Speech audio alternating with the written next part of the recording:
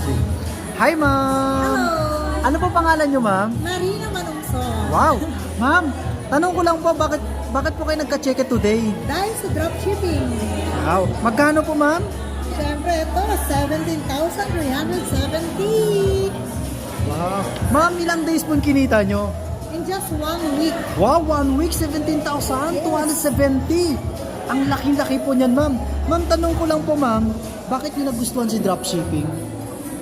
Kasi ito talaga yung nakakabigay ng another income, source of income. At saka ito, isang tanong, ma'am. Mahirap ba gawin? Hindi, madaling-madali. Wow! Anong masasabi mo sa mga gusto mag-dropshipping? Syempre, kung gusto niyo mag-dropshipping, mag-PM lang kayo. Wow! And then, ma'am, ito, last question po, ma'am. Ano po yung background nyo? Isa akong public school teacher.